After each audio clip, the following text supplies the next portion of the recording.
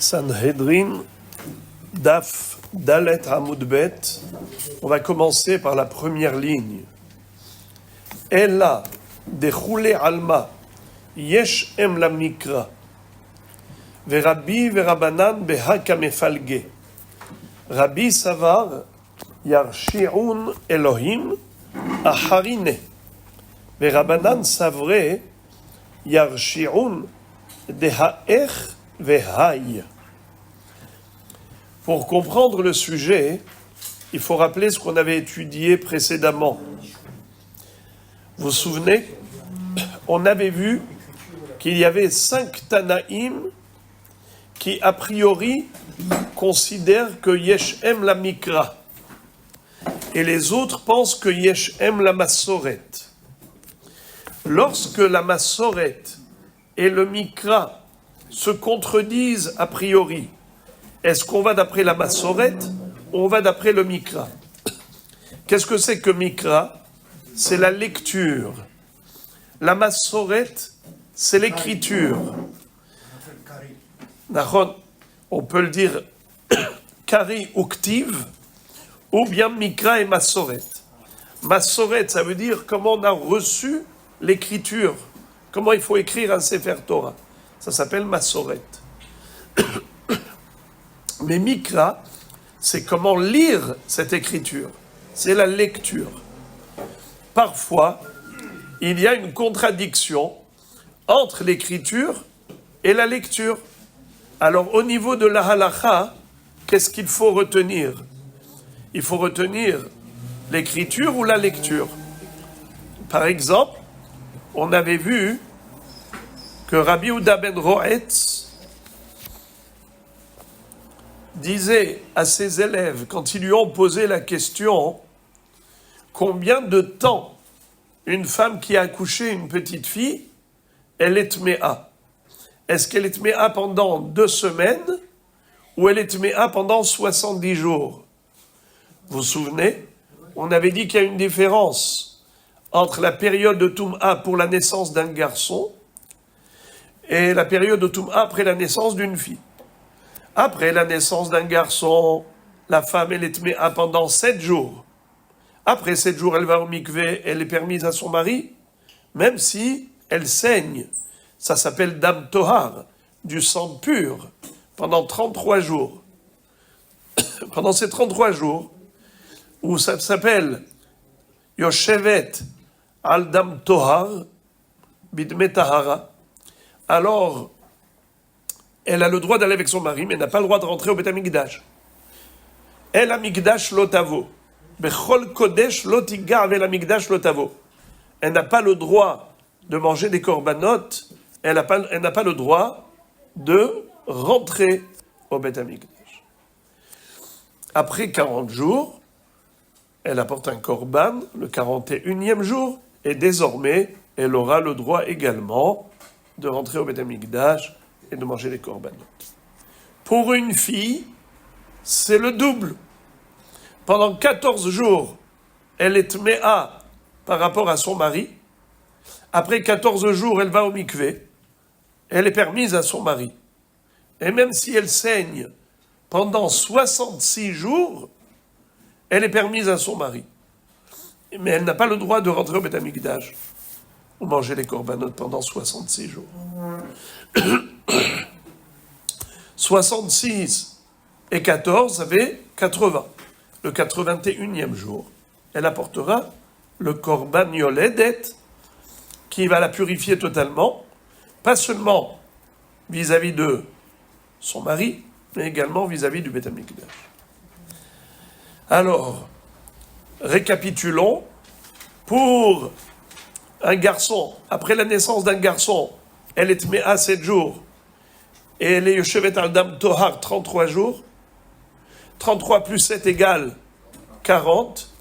Pour une fille, c'est le double, c'est-à-dire 2 semaines de Toum'a, 14 jours, et 66 jours de Yoshevet al Dam Tohar. 66 et 14, ça fait 80. Maintenant, lorsque les Hachamim, les élèves, ont posé la question à leur maître, Rabbi Yehuda ben Roetz, ils lui ont dit, d'où on sait que après l'accouchement d'une fille, elle est tméa pendant 14 jours. Où est-ce que c'est écrit ça? Il est écrit Betamea Shevu'aim Kenidata. Alors, en effet, dans la Torah, quand on lit ce qui est écrit, si on n'avait que l'écriture sans la lecture, on aurait pu se tromper. Et c'est la question qu'ont posée les élèves à leur maître. Ekra ani shiv'im. Pourquoi tu dis shevu'aim? Elle est tméa que 2 semaines. Mais peut-être qu'elle est tméa à son mari pendant 70 jours après l'accouchement de la fille. Alors au début, il leur a dit, il y a un raisonnement logique. On fait une symétrie, un parallèle entre la naissance d'une fille et la naissance d'un garçon.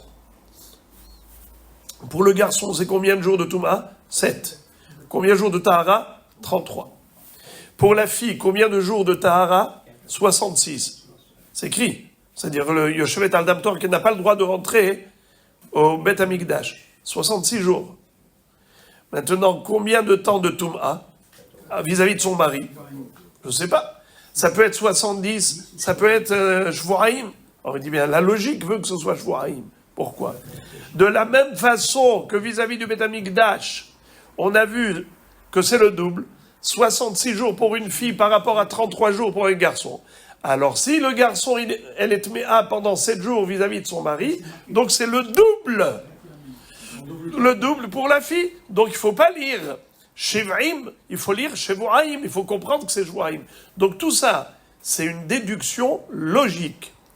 Mais après, quand ils sont partis, ils sont sortis du Beth Midrash, il leur a couru après. Il leur a dit, non, vous n'avez pas besoin de tout ça. Tout ce pile-poule que je vous ai fait est inutile. Pachout, c'est écrit Shevu'aim, pardon. C'est écrit Shiv'im, mais on lit Shvu'aim. On doit suivre la lecture et pas l'écriture, le mikra et pas la massoret. Yesh aime la mikra, n'est-ce pas?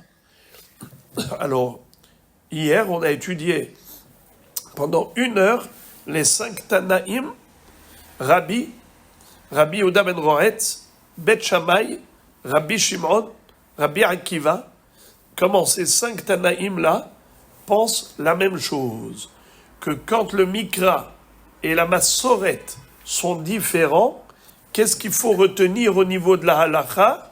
Non pas la Massoret, l'écriture, mais plutôt le Mikra, la lecture. Donc, en l'occurrence, est-ce qu'il est tméa pendant Shiv'im Yom ou Shevu'aim? Eh bien, c'est clair que c'est Shvu'aim, puisque la lecture, c'est Shvu'aim. Moshe Rabbeinu nous a dit comment il faut lire. Alors, la lecture, c'est l'essentiel. Ok. La Gemara dit, ça veut dire que les 5 Tanaïm pensent que c'est la lecture l'essentiel. Et les autres, qui ne sont pas d'accord avec eux, qu'est-ce qu'ils ont dit? Yesh em la masoret. Ils pensent que c'est l'écriture le hikar. Alors on a une grande kushia. Dans ce cas-là, si tu me dis que c'est l'écriture qui l'emporte sur la lecture, alors comment tu sais qu'on n'a pas le droit de mélanger le lait et la viande? Qui te dit que l'oteva shel gedi b'halev immo ne cuit pas la chair de l'agneau dans le lait de sa mère? Qui t'a dit que c'est le lait de sa mère, le halav? Halev, qui t'a dit que halev, c'est le lait? Peut-être que c'est helev. L'oteva shel gedi behelev immo. T'as pas le droit de cuire comment il s'appelle, la viande avec la graisse. Voilà. Interdit de cuire de la viande et de la graisse. Qui t'a dit que c'est bassar behalav? Mais peut-être que c'est bassar behelev. Donc forcément, c'est la lecture de halev qui te dit que c'est halev et pas helev. Donc la lecture, c'est ce qui nous permet de comprendre l'écriture. Est-ce qu'il y a quelqu'un qui peut remettre en cause ce principe fondamental? Mais tout le monde est d'accord que c'est Bassar Behalav. Il n'y en a pas un dans le monde qui dit que c'est Bassar Behalev. Donc ça veut dire que tout le monde est d'accord qu'il faut s'appuyer sur la lecture pour la halakha. Alors comment tu as pu me dire qu'il y a une mahloket? Certains pensent que Yeshem la mikra, certains pensent Yeshem la masoret. Mais ce n'est pas possible. Tout le monde est obligé d'admettre que le ikar, l'essentiel, c'est la lecture. C'est ça qui donne le sens à l'écriture. Alors, la Gemara dit, eh bien, tu as raison. Tu as raison. En effet, on est obligé de dire que tout le monde admet que Yeshem la mikra, qu'il faut suivre la lecture. Et là, alors maintenant, à partir de là, je commence à étudier sur texte. Jusqu'ici, j'ai fait qu'une introduction pour rappeler le sujet. Normalement, tout ce qu'on va apprendre aujourd'hui, c'est par rapport à ce qu'on a appris hier. On avait vu les 5 Tanaïm qui pensent que Yeshem la Mikra, et ceux qui s'y opposent, qui pensent Yeshem la Masoret. Maintenant qu'on a démontré que tout le monde est d'accord que Yeshem la Mikra, qu'il faut suivre la lecture, c'est la lecture qui l'emporte sur l'écriture, alors dans ce cas-là, la question revient. Alors ces 5 Tanaïm qui sont en mahloket avec les autres, sur la base de quoi ils sont en mahloket? Il faut donner maintenant une autre interprétation à la mahloket. Tu ne peux plus dire que les Tanaïm pensent Yeshem la Masoret, à part les 5, Rabbi Yehuda ben Roetz, Bet Shammai, Rabbi Shimon, Rabbi Akiva, ces 5 Tanaïm, ils pensent Yeshem la Mikra. Et les autres, qu'est-ce qu'ils pensent Yeshem la Masoret? C'est juste impossible. Car si c'est comme ça, donc il n'y a plus de Bassar Behalav. Il n'y a plus d'histoire de mélange de lait et viande. Tu vas me dire que c'est Bassar Behalev, mélange de viande et graisse. C'est du jamais vu, jamais entendu. Alors, tu es obligé d'admettre qu'il n'y a pas de mahloket. Tout le monde est d'accord que Yeshem la Mikra. Alors, c'est quoi la mahloket de ces 5 halachot? Alors maintenant, on va recommencer à zéro. Raouda, on va tout reprendre de A à Z et on va passer en revue les 5 Tanaïm et on va donner une explication différente par rapport à chaque mahloket. Alors les amis, c'est comme si j'avais envie de vous dire, faites un reset. Reset, ça veut dire vous effacez tout le disque dur. Tout ce qu'on a appris hier, oubliez. Et maintenant, on recommence et autrement. Étant donné que tu vois que tout le monde est d'accord, qu'on sait que c'est halav, parce que c'est écrit halev et c'est pas écrit helev, alors il n'y a pas de discussion là-dessus. Pourquoi tu m'as dit que c'est une mahloket, qu'il y a 5 mahloket? Rabbi, n'est-ce pas, à propos des Dayanim, Bet Shammai à propos des Korbanot, Matan Damim, Rabbi Yehuda ben Roetz par rapport au nombre de jours de la Yoledet, et Rabbi Shimon par rapport aux Tfanot de la Souka, et Rabbi Akiva par rapport aux Dam Shenemetim et Tamé Be'oel. Comment tu as fait pour m'expliquer ces 5 mahlokot? Tu m'as dit qu'il y a un fil conducteur.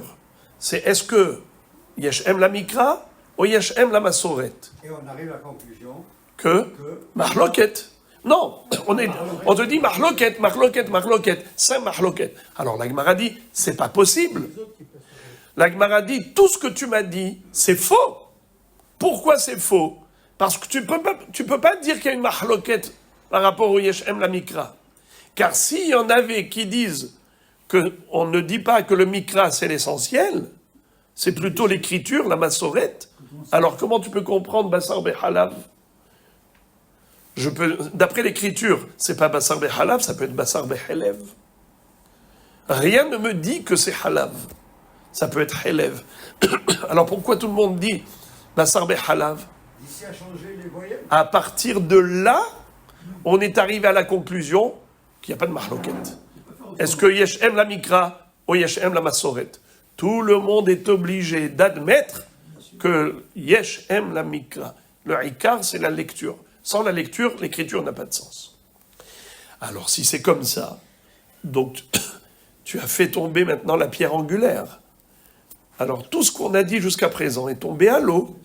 Alors, il faut recommencer tout le travail de A à Z et trouver une explication de la première marloquette. 1, 2, 3, 4, 5. Et on va expliquer une à une chaque marloquette sans avoir recours au Yeshem la Mikra, Yeshem la Masoret. Alors, on commence. Et là, découlé Alma, Yeshem la Mikra. Si tout le monde pense que le Ikar c'est le Mikra, alors c'est quoi la marloquette entre Rabbi et Rabbanan par rapport au nombre de Dayanim? Qui est-ce qui se rappelle combien de Dayanim faut-il pour traiter des affaires d'argent? D'après Hachamim, 3. Et d'après Rabbi, 5. Qui est-ce qui se souvient comment Rabbi il est arrivé à 5? Bravo. Asher Yarshi'un Elohim au pluriel, ça fait 2. Et comme il y a écrit juste avant, Venikrav Ba'alabayit Ela Elohim, ça fait 2. Alors, 2 et 2, ça fait 4. Et puisqu'on ne peut pas avoir un chiffre pair, on rajoute un 5e pour le chiffre impair. Comment ça s'appelle qu'on ne peut pas avoir un chiffre pair? En Beddin Shakul. Alors ça, c'est qui a dit ça? Rabbi. Maintenant, Hachamim, eux, qu'est-ce qu'ils ont dit? Ils ont dit, non, Yarshi'un, au pluriel. C'est vrai que tu lis Yarshi'un, mais comment c'est écrit Yarshi'an, sans le vav? Si on va d'après l'écriture, ça fait un seul Dayan, pas 2. Alors 1 plus 1, ça fait 2. Et comme on ne peut pas avoir un chiffre pair, on rajoute un 3e. Voilà comment Hachamim sont arrivés à 3 et Rabbi à 5. Ça veut dire que la mahloket elle est-ce que Yeshem la Mikra ou Yeshem la Masoret? Mais maintenant qu'on a dit que personne ne remet en cause Yeshem la Mikra, tout le monde est obligé d'admettre qu'on va d'après le Mikra. Alors comment ça se fait que Hachamim ont dit 3, ils auraient dû dire 5 comme Rabbi? Écoutez la belle réponse de la Gemara, elle est matok midvash. Verabanan savré, Rabbi savar yarshi'un Elohim aharine. Verabanan savré yarshi'un deha'ech vehaya. Qu'est-ce que ça veut dire? Rabbi, qu'est-ce qu'il a dit? Yarshi'un, c'est au pluriel. Elohim, c'est les Dayanim. C'est ce qu'on avait appris, Nahon. Alors, les Dayanim au pluriel, ça fait combien? 2. Et avant, c'est écrit Vinikra Ba'alabayit Ela Elohim, ça fait 2. Donc, 2 plus 2. Et après, on rajoute un 5e, tout va bien. Alors, Hachamim, pourquoi ils disent non? Ils disent, parce que toi, tu dis 2 et 2. Ça veut dire la phrase Venikrav Ba'alabayit Ela Elohim, tu dis ce sont des Dayanim à part. Asher Yarshi'un Elohim, ce sont des Dayanim à part. Eh bien, moi, je te dis que Venikrav Ba'alabayit Ela Elohim, ça fait un Dayan. Encore une fois. Venikrav Ba'alabayit Ela Elohim, Elohim, c'est combien? C'est un Dayan. Après, c'est écrit Asher Yarshi'un Elohim au pluriel. Ça fait 2. D'accord? Il dit, dans ces deux-là, tu veux savoir c'est qui ces deux? C'est le premier dont on a parlé précédemment, ça fait 1, plus un autre, ça fait 2. C'est pour ça qu'on a parlé au pluriel, parce qu'ils sont 2. Mais c'est qui les 2? C'est pas 2 nouveaux. Dans ces deux-là, on a inclus le premier, dont on a déjà parlé. On a déjà parlé de Elohim, c'est-à-dire un Dayan. Venikrav Ba'alabayit Ela Elohim. Après ça, quand tu dis Asher Yarshi'un Elohim, au pluriel, c'est qui? C'est encore un. C'est encore un. Et quand il y en a un et un, ça fait combien? 2. Alors c'est normal qu'on conjugue au pluriel. Quel est ton problème? Vous comprenez? C'est comme ça que Hachamim m'ont dit, il n'y a que 2 plus 1 par rapport au chiffre impair. Par rapport à Yehuda. Alors Rabbi Yehuda Nassi, il dit non. Le Yarshi'un Elohim, ce sont 2 nouveaux. Donc, si on parle de 2 nouveaux, donc on avait 2 anciens, parce qu'il faut qu'ils soient parallèles. Ne'emar Elohim le Marla, Ne'emar Elohim le Mata. Ma le Mata Shenaim, Afkan Shenaim. 2 plus 2, ça fait 4. On rajoute le 5e pour le chiffre impair. Nahon, alors, Zéo. Donc, aucun rapport avec Masoret et Mikra. Les deux sont d'accord que Yesh Em la Mikra. Mais la mahloket, elle est de savoir, est-ce que dans ces deux-là, il est déjà inclus le premier, ou bien ce sont deux nouveaux? Ah, ça change tout. Verabu d'Aben Roetz, comment tu expliques la mahloket à propos de la femme qui vient d'accoucher une fille? Combien de temps ça dure, ça toum'a? Est-ce que c'est 2 semaines ou 70 jours? Alors la Gemara dit, Rabbi Yuda ben Roetz, la péligé Rabbananale. Pourquoi tu as vu quelqu'un qui a dit le contraire de ce qu'il a dit? Tu as besoin d'expliquer une mahloket ici? Il n'y a pas de mahloket. Ce qu'il a dit, ça fait l'unanimité des hachamim. Personne n'a dit le contraire. Tout le monde le sait qu'une femme qui a accouché une fille, elle est tméa à son mari 2 semaines. Metaméa shwaim kenedata, c'est-à-dire 2 semaines. C'est tout.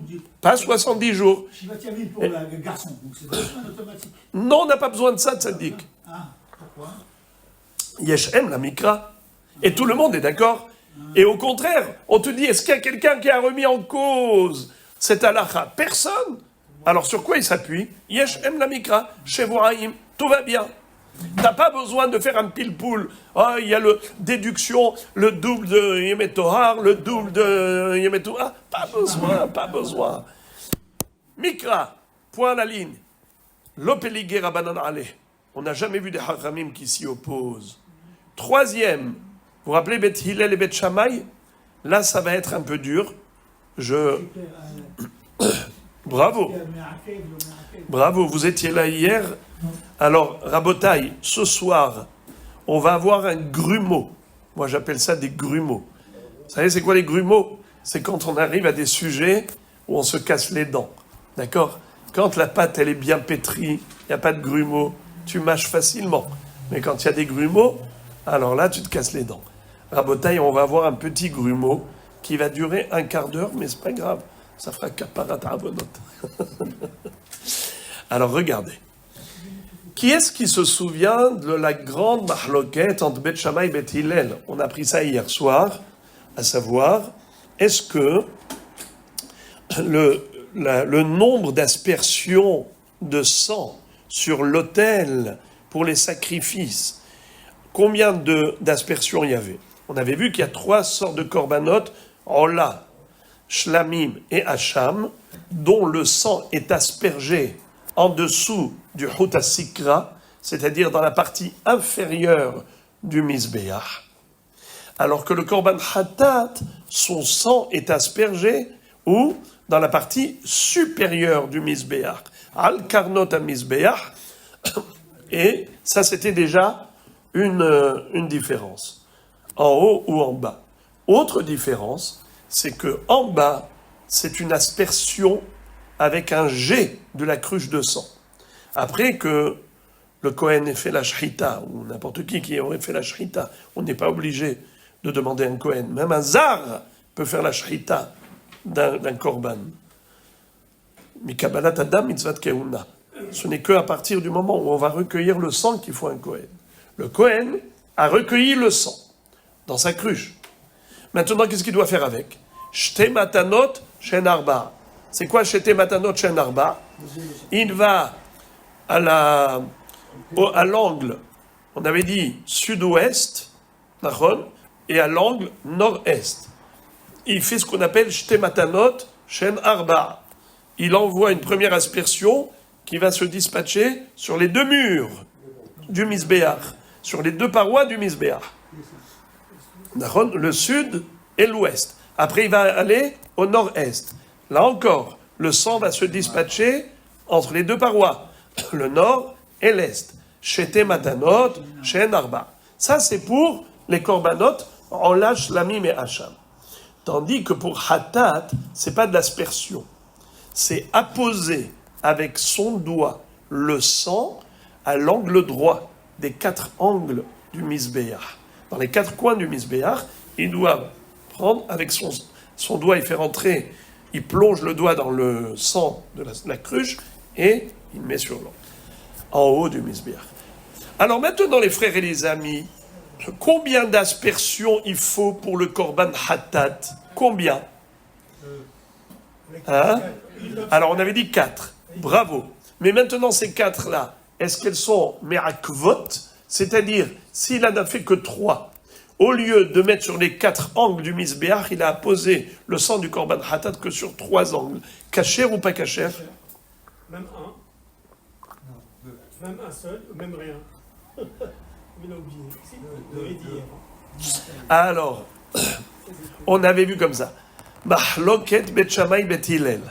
Selon Bet Shammai, il y a un minimum de 2 matanot pour le korban hatat. Alors que pour Bet Hillel, une seule matana est indispensable. A priori, il en faut 4. A posteriori, c'est la mahloket. Selon Bet Shammai, minimum 2. Selon Bet Hillel, minimum 1. Et on avait dit que quel était l'objet de leur discussion? Le débat était très clair. C'est qu'il y est écrit 3 fois le mot karnot hamizbeach.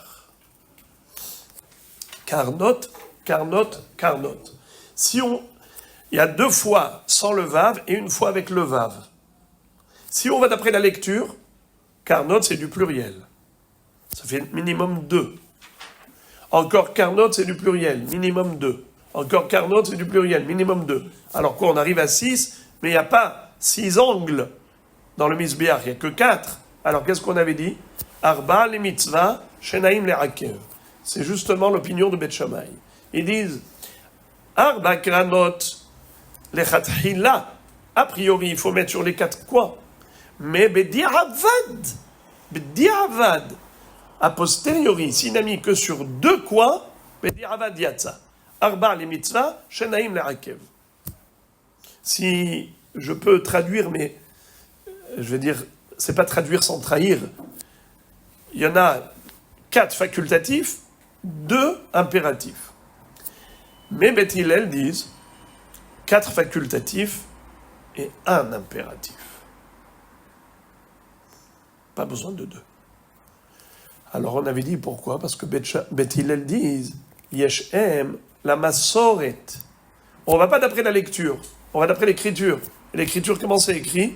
Karnat au singulier, karnat au singulier, karnot au pluriel. 1 plus 1 plus 2, ça fait 4.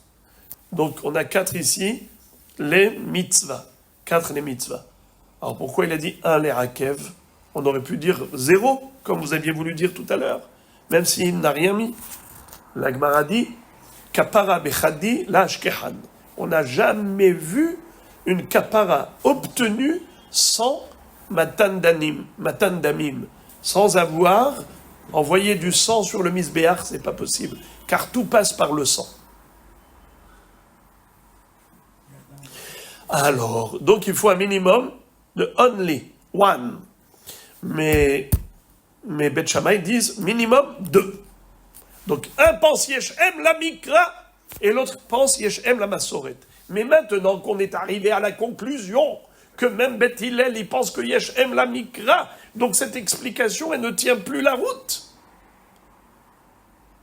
Karnot, karnat, ça marche plus, ça.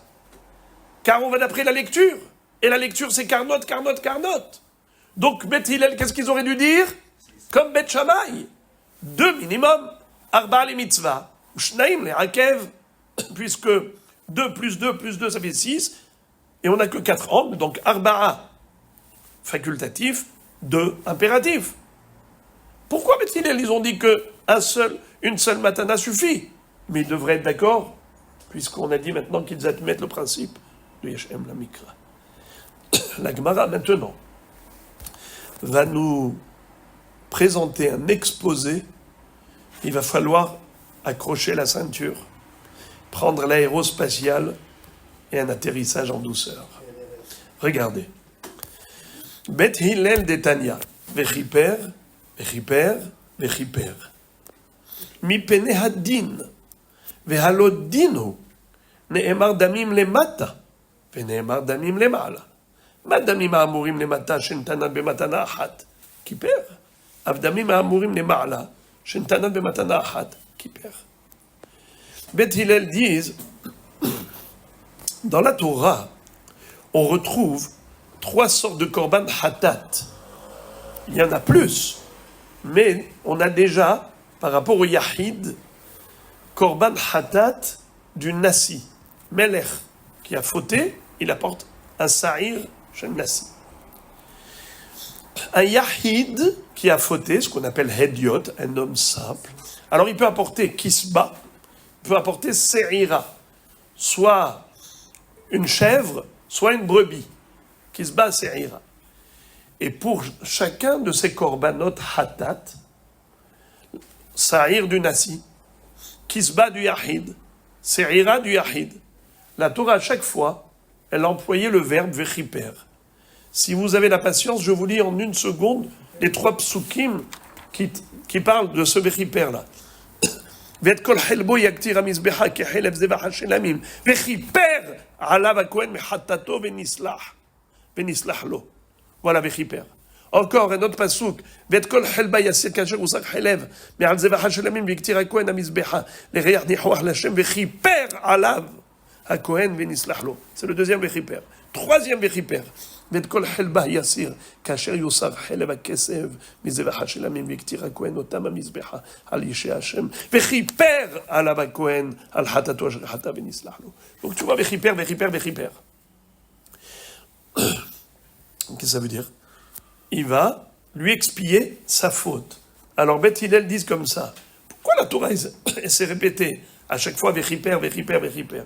Elle aurait pu dire qu'une seule fois. Quel est le sens de la répétition? Alors, mipene hadin, à cause du din. Qu'est-ce que c'est un din? Din, c'est un raisonnement. Din, on dit un jugement, n'est-ce pas? Din, c'est un jugement. Parce qu'un jugement, c'est un raisonnement. Qu'est-ce que c'est que un jugement? C'est qu'on essaye de raisonner. Toute personne, dans sa vie, qu'est-ce qu'elle fait, les amis? Toute personne logique, elle réfléchit avec logique. Qu'est-ce qu'on fait nous tous dans notre vie? Toute notre vie, c'est que des analyses. On a des expériences, on mène une vie, on voit des choses, on observe, on réfléchit et on arrive à des constats, on arrive à des conclusions. Tout ça, c'est la réflexion. Alors la réflexion s'appelle jugement. Jugement, c'est un raisonnement. Alors maintenant, la Gemara, la Braïta nous dit, tu veux savoir pourquoi la Torah dit vechiper, vechiper, vechiper? C'est pour éviter une erreur que j'aurais pu faire à cause d'un raisonnement logique. Et quelle aurait été mon analyse? La voici. Ne'emar damim le mata, ve'ne'emar damim le ma'ala. On parle du sang en haut, en bas, et on parle du sang en haut. Rashi donne 3 pirouchim à cette phrase. Et il donne raison. Il dit « Ve'em tsa'ir ikar ». Mon deuxième pirouche est le meilleur. Et son deuxième pirouche, c'est que les ma'ala, c'est la partie supérieure du misbéach, et les mata, c'est la partie inférieure du misbéach. Quels sont les corbanotes qui sont aspergés en bas? Ola, shlamim, et Hacham. Quels sont les corbanotes dont le sang est apposé là-haut? Hatat. Alors il dit, Ne'emar damim le ma'ala, ve'ne'emar damim le mata, madamim amorim le mata, shenetanan bematana hat kiper, avdamim amorim le ma'ala, shenetanan bematana hat kiper. J'aurais pu croire que de la même façon que damim le mata, matana hat kiper. On a déjà dit ça hier, vous vous rappelez? Vedam zevachecha ishafer. Vedam zevachecha ishafer. Bishficha ahat. Matana ahat. Mehen me'akevet. Pardon. C'est pas dans ce sens. Une seule matana suffit. Ok? Une seule matana suffit. Pour quel korbanot? Ola shlamim hacham. Dont le sang est aspergé où? Les matas, en bas. Alors, damim les ma'ala. J'aurais pu croire que damim les ma'ala, c'est comme damim les mata. Une seule matana suffirait. La malo, c'est un bon din, c'est un bon raisonnement, une belle comparaison, une réflexion qui tient la route. Todarabba.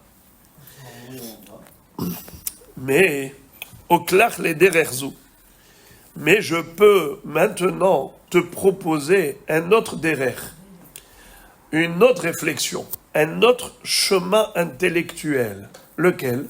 Ne'emar damim bachutz, ve'ne'emar damim bifnim. Ma'adamim amurim bifnim. Chiser achat mimatanot lo asa velo klum.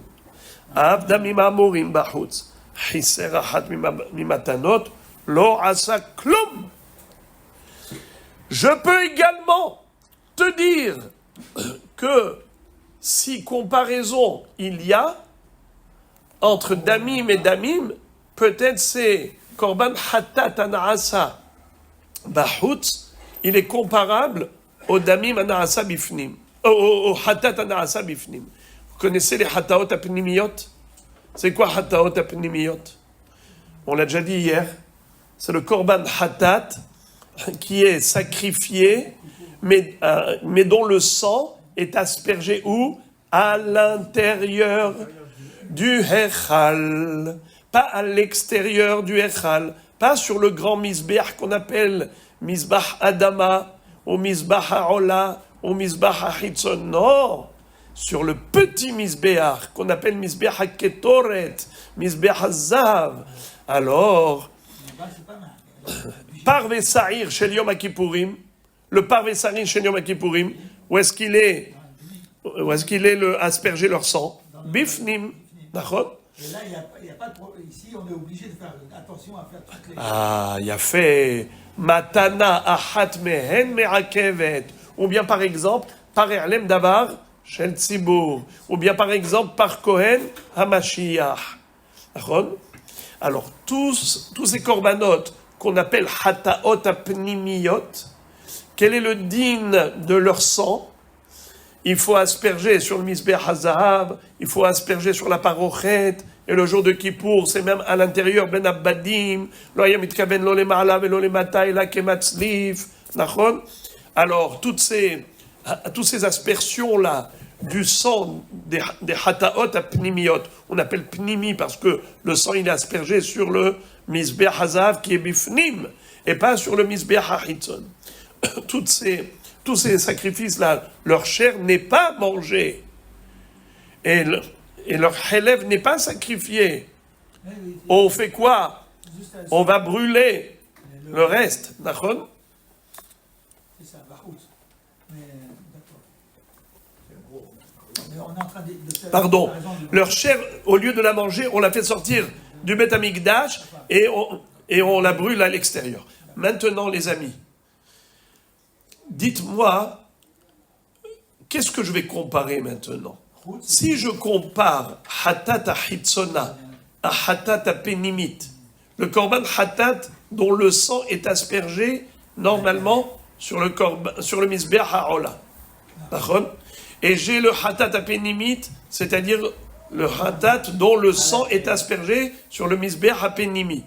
Dites-moi, si je devais comparer le Hatat Achitzona à Hatat Apenimit, que dirais-je? De la même façon que quand c'est en bas, je fais ceci, cela, je fais la même chose que là, de même que pas... Donnez-moi juste la halakha, s'il vous plaît. C'est-à-dire que... Je cherche un point important, le sujet. Un seul point. On avait dit que pour l'extérieur, s'il fait une seule aspersion, c'est bon. Alors aussi là-bas à l'intérieur, si une aspersion, c'est bon. Alors, le contraire. De la même façon que Hatat Apenimit, Matana Hatmen Me'akevet, c'est-à-dire que même si j'ai raté ne serait-ce qu'une seule Matana, au lieu d'en faire 4, j'en ai fait que 3. Is not good. C'est comme s'il n'a rien fait. Lo asav et lo klum. C'est comme s'il n'a rien fait. À cause d'une Matana en moi. S'il n'a pas été précis dans ses aspersions de sang pour le korban Hatat Apenimit, il doit tout refaire. Alors on fait la même règle là dehors. Alors pareil pour le hatat de dehors. Alors dans ce cas-là, combien de matanot sont obligatoires? 4. Alors j'aurais dit que 4 et pas une de moins. Or ici, qu'est-ce qu'on a dit? Que d'après Beth Shammai, il en faut 2 au minimum, et d'après Beth Hillel, il en faut 1 au minimum. Ça veut dire que même 3 de moins, ça marche. Comment est-ce possible? Alors, ici, j'ai un din, j'ai un gros dilemme. Ça veut dire que je fais travailler ma réflexion, je fais travailler mes ménages, et je réfléchis, je me dis, attends, combien de hazaot, d'aspersions de sang, sont indispensables pour le korban hatat ahitzona? Est-ce que c'est comme le hatat apénimite, donc il faut les 4 obligatoirement, impératif, pas une de moi? Ou bien est-ce que c'est comme les autres korbanot qui sont les matas, c'est-à-dire Rola, Shlamim, Hacham? Eh bien, on avait déjà dit que même une seule matana, ça suffit. Même une seule matana, ça suffit. Vedam zevacherai, javer.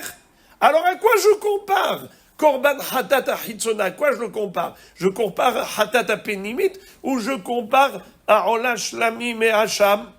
Si je compare à hatat apénimite, il faut minimum 4. Si je compare à Rola, Shlamim et Hacham, une suffit.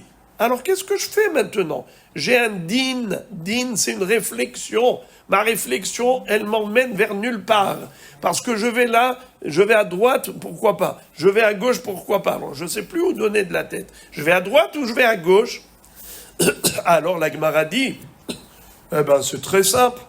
Réfléchis encore un peu. Nir'e lemi domé. On n'a qu'à voir à quoi cela ressemble. Danin chutz mi chutz, ve'en danin chutz mi pnim. Compare ce qui est comparable. Tu compares les corbanotes de chutz aux corbanotes de chutz, mais ne compare pas les corbanotes de chutz aux corbanotes de pnim. C'est-à-dire, si tu compares au hataot apnimiot, tu exigeras combien de matanot? Arba matanot. Pas une de moi. Et si tu compares à Rola et Shlamim, qui sont sacrifiés bachutz, combien il en faut minimum? Une.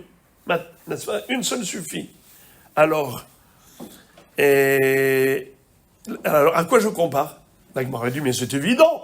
Mais c'est évident. Tu compares ce qui est comparable. Et qu'est-ce qui est comparable? Chutz avec chutz. Et pas chutz avec penim.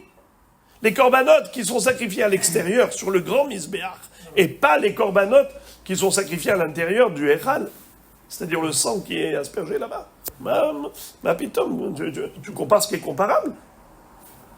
Alors la Gemara dit, excuse me, cette comparaison n'est pas raison. Pourquoi? Je peux te dire qu'au contraire, Danin hatat ve'arba keranot, mais hatat ve'arba keranot, ve'al yochiach ze she'en hatat ve'arba keranot. C'est-à-dire, si tu me parles de points communs pour établir une comparaison, moi je trouve que c'est plus comparable hatat avec hatat, c'est-à-dire hatat ahitzona par rapport à hatat apénimite, plutôt que comparer hatat à Rola, Shlamim et Hacham. Je vais te dire pourquoi. Primo, ils ont un point commun. Zé hatat ve zé hatat. Hatat apénimite et hatat ahitzona, les deux s'appellent hatat. Primo. Secondo, quelle est la manière d'asperger? Pour Rola, Shlamim et Hacham, comment on fait? Shte matanot shen arba. C'est de l'aspersion. Avec la cruche pleine de sang, on envoie sur l'angle et ça se dispatche. Alors qu'ici, on fait arba keranot. Le Kohen, il va plonger son doigt le tremper dans le sang et apposer tranquillement le sang sur les 4 angles. Arba keranot. Comme on fait dans le pluie. Nachon, exactement. Nachon, exactement. Alors il dit la même chose. Adikhiya. Alors maintenant, Rabotaï. Alors où est-ce qu'on donne de la tête là? On va à droite, tu dis c'est beau. Après on te dit mais non, ici c'est encore plus beau. Après on te dit mais non, de l'autre côté, tu sais plus quoi faire. Alors on te dit comme ça. Talmud lomar, vechiper, vechiper, vechiper. Mi pene hadin, kiper, afalpi shelo natan el shlosha. Kiper, afalpi shelo natan el shtaim. Kiper, afalpi shelo natan el ahad. Qu'est-ce que ça veut dire? La Torah, pourquoi elle s'est répétée Vechiper, Vechiper, Vechiper dans Korban Hatat? C'est pour te dire, justement, allez, la Torah, elle est tolérante. Tu sais quoi? la faute, elle sera expiée même avec une matana de mois. Au début, on a voulu comparer Hatata Hitsona à Hatata Penimit, car ça ressemblait, premièrement, c'est Hatat, Vezé Hatat, deuxièmement, c'est Arba Kranot, Vezé Arba Kranot. Alors la comparaison, elle est vraiment raison. Alors tu aurais dit, minimum 4, et pas une de moi. On te dit, Dans le Hitson. dans le Hitson aussi, comme dans le Pnimi. Oui, non, mais par contre, dans le Pnimi, on ne peut pas dire ça. Dans le Pnimi. Attendez. Non, parce que... D'abord, on a voulu comparer le Hitson et Penimi, au Penimi. Et dire comme le Penimi, pas une de moi, ainsi le Hitson, pas une de moi. Il faut 4 minimum. Le maximum, c'est le minimum. Alors, on te dit, non, ne compare pas. La Torah dit, tu aurais pu comparer, et à juste titre, mais maintenant je viens te dire, non, ne compare pas. Allez, je suis tolérant pour le Hatata Hitsona. Vechiper, où est-ce que c'est écrit, Vechiper? Dans Hatata Hitsona. Vechiper, même avec 3. Vechiper, même avec 2. Vechiper, je renonce à la 4e. Vechiper, je renonce à la 3e. Vechiper, je renonce à la 2e. Qu'est-ce qui me reste? Only. One. Alors, les frères et les amis, voilà comment Beth Hillel sont arrivés à la conclusion de une seule matana suffit. Matana hat. Alors, à Botaï, est-ce qu'ils sont en mahloket sur ce que Yeshem la mikra ou Yeshem la masoret? Pas du tout. Tout le monde est d'accord que Yeshem la mikra. Car sinon, tu ne peux pas savoir que Bassar Behalav est interdit. J'aurais dit Bassar Behelev. Si on dit Halev, c'est ça qui m'indique que c'est Halev et pas Helev. Donc ça veut dire que tout le monde est d'accord sur le principe de Yeshem la Mikra. Alors pourquoi Beth Hillel ne sont pas d'accord avec Beth Shammai? Pour une toute autre raison. C'est tout le grumeau qu'on a Baruch Hashem résorbé. Ça y est, ce qui était difficile est passé. On peut maintenant respirer un coup. Maintenant ça redevient facile. La Gemara dit Rabbi Shimon Verabanan Behaplige. Rabbi Shimon Savar, c'est Schacha la Ba'ekra, Verabanan Savre, c'est Chacha Ba'ekra. Vous vous rappelez l'histoire de la soukha? Combien de parois faut-il dans une soukha? Alors on avait dit, d'après Hakamim, 2 et un tefah, et d'après Rabbi Shimon, 3 et un tefah.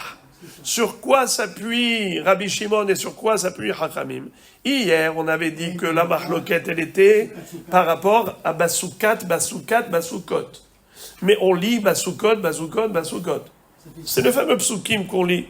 Basoukot, Yeshvu, Shivat Yamim, Kol Ezra B'Israël, Yeshvu, Basoukot, les Mahanidot, Terem Ki Basoukot, Oshavtiet Ben Israël, Votsiotam, Meretz Mitzraïm. Combien de fois Basoukot il y a écrit ici? 3 fois. Mais quand tu regardes le Sefer Torah, c'est écrit sans le vav la première fois, sans le vav la deuxième fois, et avec vav la 3e fois. Alors, celui qui dit qu'on va d'après la lecture, Yeshem la Mikra, et on a cru que c'est ça, la raison pour laquelle Rabbi Shimon disait qu'il fallait 3 et un tefah, parce qu'il dit, Basukot. Le premier Basukot, Endorshin Tehilot. La première fois, c'est pour le sujet. On a besoin de te parler du sujet, de Sukkot. Alors, on peut pas faire une dracha avec le premier. Qu'est-ce qui te reste? 2. Basukot et Basukot. Basukot, c'est combien? Tiu, au pluriel. Encore Basukot, Tiu, au pluriel. Ça fait combien? 2 et 2? 4. Ensuite, la halakha de Moshe Mitsina, qu'est-ce qu'elle te dit? La 4e. Pas besoin qu'elle soit entière. Même un tefah suffit. Donc, il a dit 3 plus un tefah. Hachamim disent Basukat, Basukot. On va d'après l'écriture, pas d'après la lecture. Alors, l'écriture, c'est quoi? Soukat, singulier. Nachon, singulier, ça fait 1. Pluriel, ça fait 2. En tout, il y a combien? 3. 1 et 2, ça fait 3. La halakha de Moshe Mitsina, qu'est-ce qu'elle te dit? 3e mur, Maspik Tefah.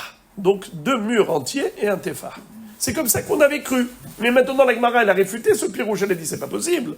Car même Hachamim doivent être d'accord avec Rabbi Shimon puisqu'ils admettent que Yeshem la Mikra. Parce que si tu dis pas Yeshem la Mikra, comment tu comprends Bassar Behalav? On aurait dû dire Bassar Behelev. Alors, on va donner une autre explication. Laquelle? Rabbi Shimon Savar, Skacha lo Ba'ikra. Et Rabbanan Sabré, Skacha Ba'ikra. C'est-à-dire, en fait, on a ici 4, d'après Rabbi Shimon et même Chachamim. Basukot, Basukot, Basukot. La première fois, on a dit, on n'en parle pas. Qu'est-ce qui me reste? Basukot et Basukot. Basukot au pluriel, ça fait combien? 2. Encore 2, ça fait 4. Alors pourquoi Chachamim disent 3 de Fanot? Mais Rabbi Shimon, il a raison. La réponse, c'est que Chachamim disent « Excuse me !» Et le scar, d'où tu le tires? Il faut bien que tu aies une base pour le scar. Alors regardez pourquoi maintenant qu'est-ce qu'ils disent, Chachamim? Basukot et Basukot, ça fait 2 et 2. Eh bien, sur ces 4-là, tu prends d'abord le scar. Qu'est-ce qui te reste? 3. Quand il te reste 3, qu'est-ce que tu fais? Shtaim kil chatan ou shlishi, t'as fait le tefah. 2 entières, et la 3e, elle n'est que tefah. Ça, c'est Chachamim. Rabbi Shimon, qu'est-ce qu'il a dit? Il en faut 4 tfanot. C'est la 4e qui est tefah. Et le scar, lui dit skacha, lo ba'ikra. Le scar n'a pas besoin de pasouk. Pourquoi? Parce qu'on a déjà dit basukot et shvou shivartiamim. C'est là. Le mot soukot, ça parle du scar. T'as besoin d'une dracha spéciale pour le scar, mais la fête du soukot, elle s'appelle soukot grâce au scar. You understand? Alors c'est pour cela que Chachamim, ça va de soi, ça va de soi. Skacha lo ba'ikra. Alors si le scar n'a pas besoin de pasouk, alors donc finalement, s'il n'y a pas besoin de dracha pour le scar, qu'est-ce qu'il me reste? Il me reste 4. Il me reste 4. 2 plus 2. Basukot et Basukot, ça fait 2 plus 2, ça fait 4. La 4e, c'est qu'un tefah. Et Chachamim m'ont dit, le scar, il a besoin d'une dracha. Donc qu'est-ce qu'il me reste? 3. Vous avez envie de dire que celui qui a dit que le scar, il a besoin d'un pasouk. Voilà, pourquoi il a besoin d'un pasouk? Pourtant, c'est écrit Basukot et Shvou Shivat Yamim. Alors, on aurait pu dire que Souka, c'est avec les tfanot. On n'aurait pas su que c'est le srach qui est horizontal. Parce qu'on a trouvé une notion de Souka aussi, même en vertical. Et on aurait pu penser que ça soit dans une cabane. Comme par exemple, Yaakov Avinu, qu'est-ce qu'il a fait à son troupeau? Il leur a fait des enclos. Nachon? Vaïven lo baït, ul miknehu asa sukot. Alors, Nachon? Alors, donc est-ce qu'il faut un scar, est-ce qu'il faut un pasouk spécial pour le scar ou pas? C'est le débat. Encore. L'autre débat, c'est le dernier d'ailleurs. Rabbi Akiva ve Rabbanan, behapligé. Rabbi Akiva savar nefashot tarte mashma, ve Rabbanan savre nefashot de alma mashma. Rappelez-vous, hier, qu'est-ce qu'on avait appris? L'histoire de Tum'at Ohel Hamet.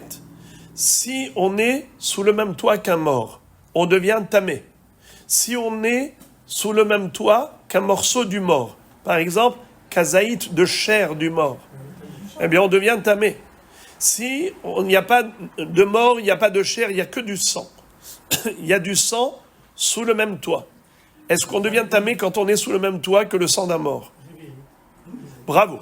S'il y a révi'it, s'il y a une quantité de révi'it, c'est-à-dire 8 centilitres,1, eh bien oui, parce que c'est nefesh hamet.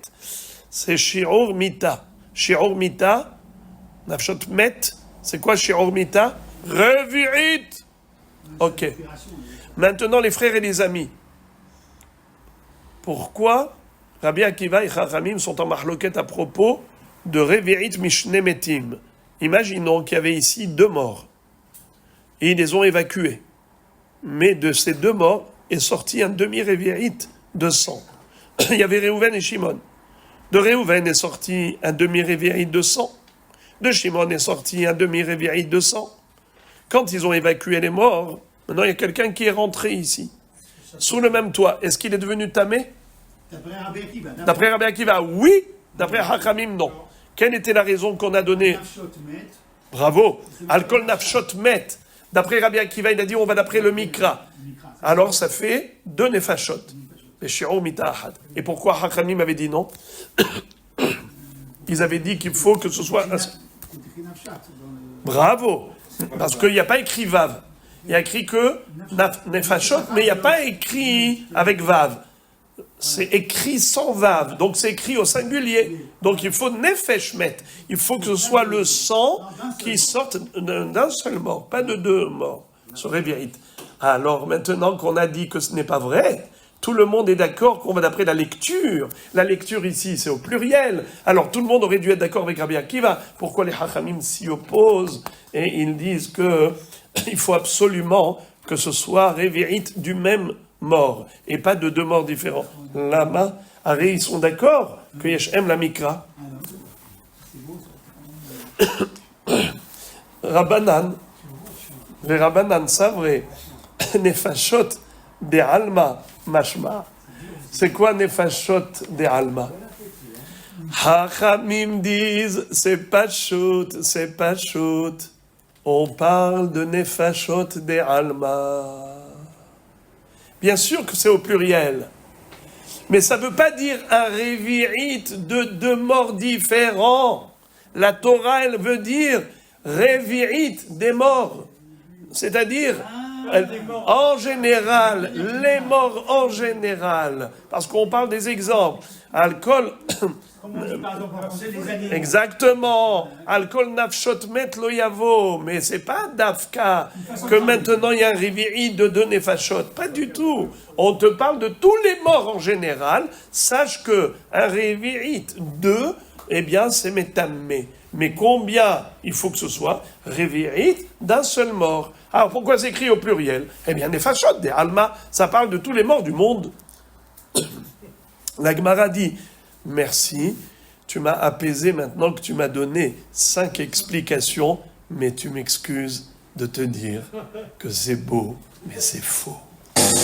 Pourquoi? La Gemara dit, Vedekule alma yeshem la mikra. Tu veux dire que yeshem la mikra, ça fait l'unanimité? Que tout le monde est obligé d'admettre que c'est la lecture qu'il faut retenir pour la halakha et pas l'écriture?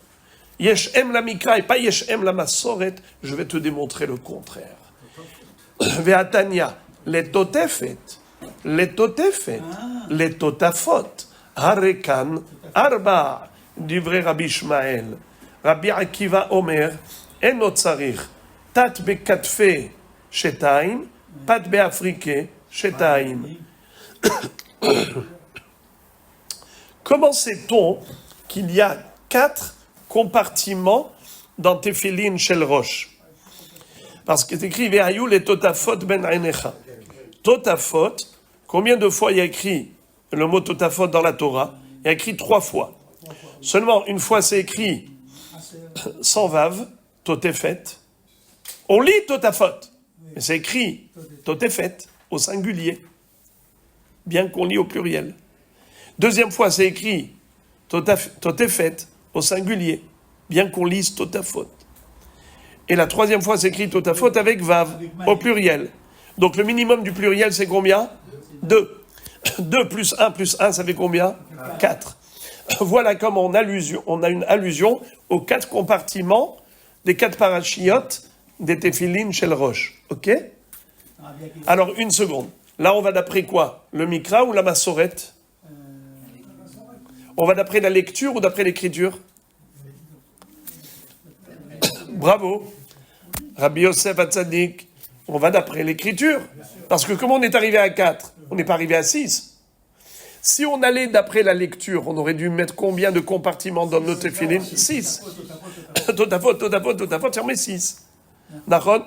Si on te dit non, totefet, 1, totafot, 2, c'est comme ça que tu es arrivé à 4. Donc forcément, tu vas d'après l'écriture, tu ne vas pas d'après la lecture.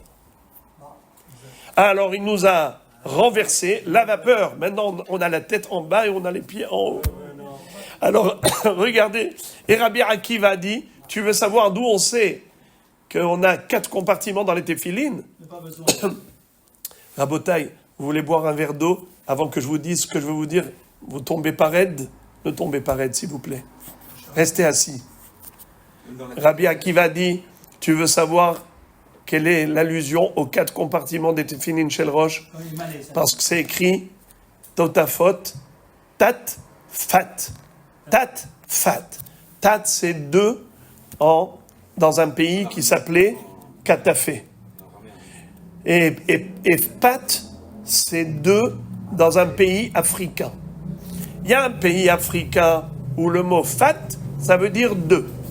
Il y a un pays qui s'appelle Katafé, eh bien, là-bas, 2, on le dit tat. Alors, tat, fat. Tat, c'est 2. Fat, c'est 2. 2 plus 2 égale 4. Rabbi Akiva te dit, voilà comment on sait qu'il y a 4 compartiments de l'étéphiline chez le Roche. Alors, qu'est-ce qu'il fait de premier et deuxième? Justement, pour lui, Ah oui, ça y est, j'ai compris. étant donné que Yesh M, la Mikra, alors comment on arrive à 6 ? Pourquoi on n'arrive pas à 6 ? Nahon. Il dit parce que tu ne peux pas arriver à 6. Dans le mot Totafot, on te dit quel est le nombre. On te dit que c'est 2 et 2. Dans une langue,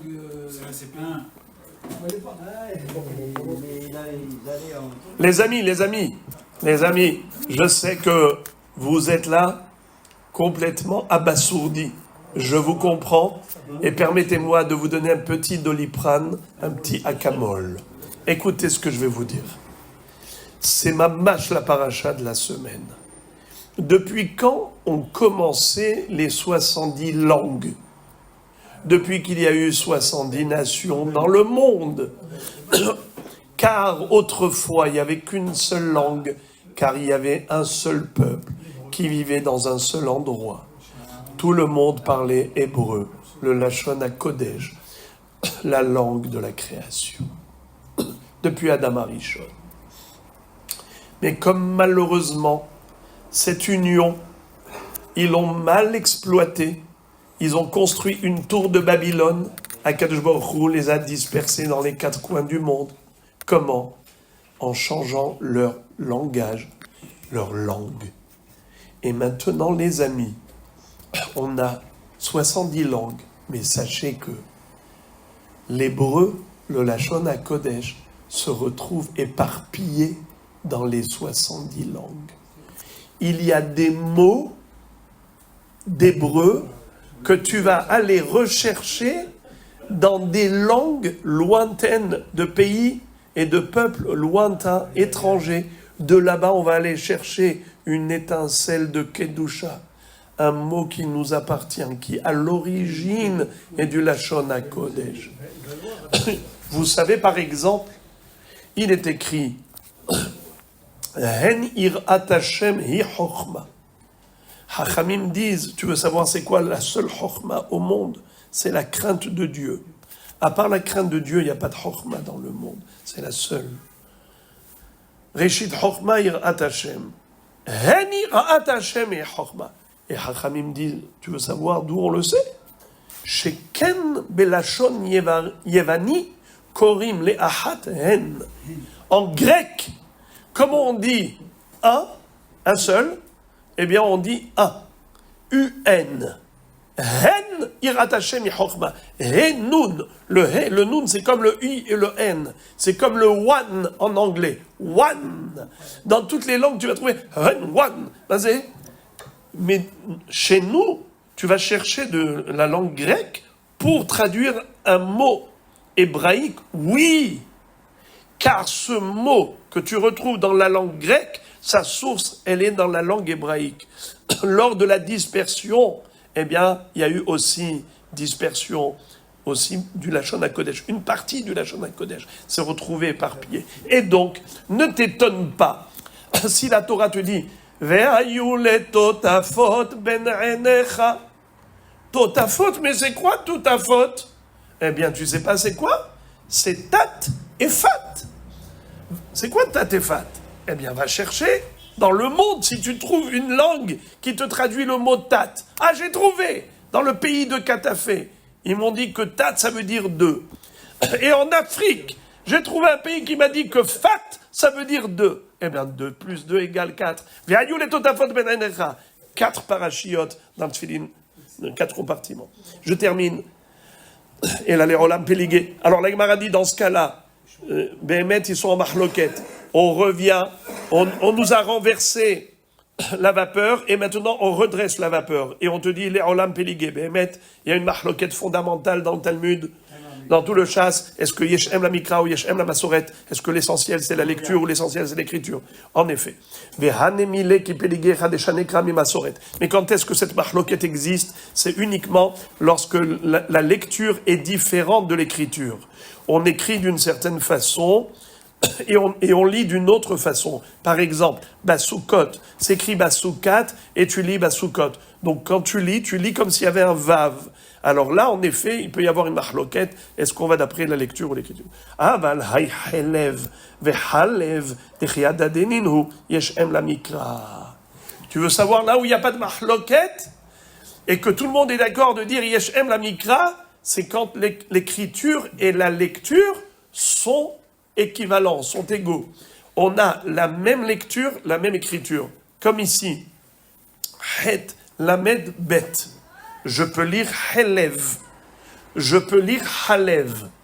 Étant donné que Helev et Halev, ça s'écrit de la même façon. Là, je vais d'après la lecture. Là, c'est la lecture qui m'éclaire. Et tout le monde est d'accord que dans ce mot-là, on ne va pas dire Helev, la graisse. Tout le monde est d'accord qu'on va dire Halev, le lait. Pourquoi? Parce que quand c'est les mêmes lettres, bravo, comme ça s'écrit, comme ça se lit, eh bien dans ce cas-là, on va d'après la lecture. Puisque ça s'écrit de la même façon, Halev et Halev, ça s'écrit la même chose, on va d'après la lecture. La Gemara dit, ah bon? Excuse me, ve'areir e yira e dechi adaden eno pligé. דתניא יוחנן בן דהבה אומר משום רבי יהודה בן תימא הסומה באחת מעיניו פטור מן הראייה שנאמר יראה ייראה כדרך שבא לראות כך בא להיראות מה לראות בשתי עיניו אף להיראות בשתי עיניו. Qu'est-ce que ça veut dire? La Gemara dit ce n'est pas vrai, je vais te montrer que même quand ça s'écrit de la même façon ça se lit différemment. Et que ça se lit différemment, bien que la lecture et l'écriture sont les mêmes. Malgré tout, on peut faire une dracha par rapport à l'écriture. Même si c'est la même lettre, même si c'est le même mot, et malgré tout, l'écriture a une connotation et la lecture a une autre connotation. Et on ne va pas que d'après la lecture, on va aussi d'après l'écriture. Dans quel cas? Shalosh, pe'amim bashana, yera'e kol zechurecha, et pene ha'adon Hashem, nachon? Shalosh pe'amim bashana, yera'e kol zechurecha, el pene ha'adon Hashem. 3 fêtes de pèlerinage. Qui est-ce qui doit monter? Qui est-ce qui doit monter au Beth Amikdash pendant les 3 fêtes de pèlerinage? Tout le monde, sauf les exceptions. D'accord? Est-ce que les femmes sont chayavot?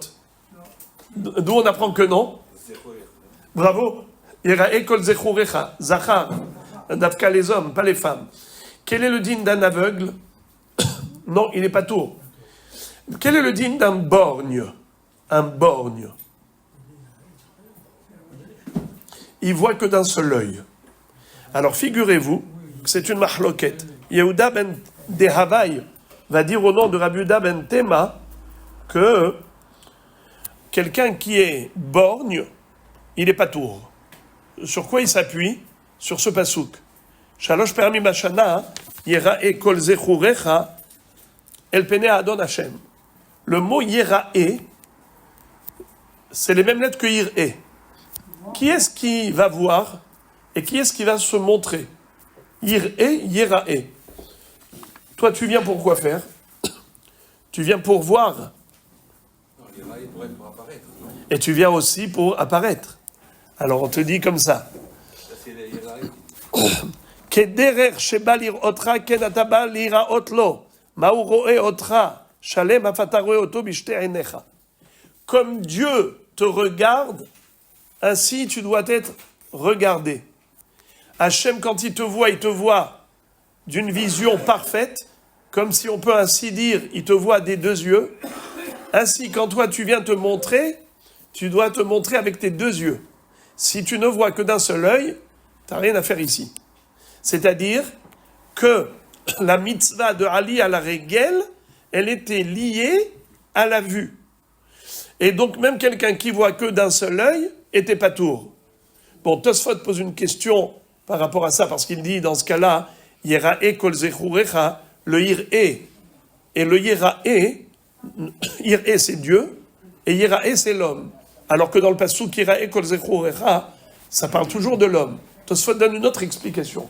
Mais en tout cas, tu vois que c'est les mêmes lettres, et pourtant, on va d'après le Masoret, et pas que d'après le Mikra. Yir'e, Yerae, on est Doresh les deux. On est Doresh aussi la Masoret. Pourquoi tu me dis qu'on est Doresh que le Mikra quand c'est les mêmes lettres? Ce n'est pas vrai. Alors, la Gemara va dire, et là, Marava Habere de Ravika marquera, Lotevachel Gedi, Derer Bishul Asra Torah. Qu'est-ce qui t'a gêné dans toute l'histoire? Pourquoi on a dû renverser la vapeur? Tout ce travail, on l'a fait à cause d'une question. Lotevachel Gedi, Bahalev Imo. Et on a dit, qui t'a dit que c'est Halev? C'est Halav. Peut-être que c'est Helev, la Grèce. Tout a démarré à partir de là. C'est ça qui nous a déstabilisés. Et on a été dire que tout le monde est obligé d'accepter Yeshem, la Mikra. Et maintenant, on a dit, parce que c'est les mêmes lettres, c'est pour cela qu'on est obligé d'accepter la Mikra. On te dit, mais c'est pas vrai. Même quand c'est les mêmes lettres, on n'est pas obligé d'accepter que le Mikra. Il peut y avoir aussi la dracha de Masoret, comme ici, Yir'e, Yerae. Alors, la Gemara dit, tu as raison. Ne te déstabilise pas. Reviens à la normale. C'est quoi la normale? Mahloket. Il y en a qui pensent Mikra, il y en a qui pensent Masoret. Alors, comment ça se fait que pour le Tevachel Gedi Bahalev Immo, tout le monde dit Halav, personne n'a dit Helev? Pourquoi tout le monde est d'accord? Il dit, tu veux savoir? C'est très simple. Derer Bishul Asra Torah. Chaque mode de cuisson porte un nom. Quand on va cuire au feu, ça s'appelle grillade, tsali, tzli. Par exemple, le Korban Pesach, ki im tzli esh. Quand on va cuire à l'eau, ça s'appelle bichoul, bamaim, bichoul dans un liquide. Quand on va frire à l'huile, ça s'appelle tigun, letagen. La Torah dit, lotevachel gedi, bahalev imo. Et s'il s'agissait de Helev, si c'était Helev, ça aurait été la graisse. Alors la viande qui cuit dans la graisse, ça ne s'appelle pas bouillir, ça s'appelle frire. La friture porte un nom et la cuisson à l'eau porte un nom. Comme la Torah dit, Loteva shel gedi bahalev imo, alors ça ne peut pas être Helev. Car si c'est Helev, c'est tigoun, c'est pas bichoul. Comme les frites. Les frites. Qui interprète pas Halev. Justement. C'est ça. Halev, pardon. Pourquoi il n'y a personne? Maintenant, on a compris. Maintenant, on a compris pourquoi.